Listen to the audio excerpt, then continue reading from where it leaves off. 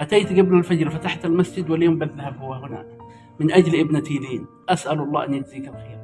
أنا أقول لك جزاك الله خير، وصلت هديتك، وابنتي اختارها الله عز وجل، ابنتي رحمه الله اختارها الله عز وجل.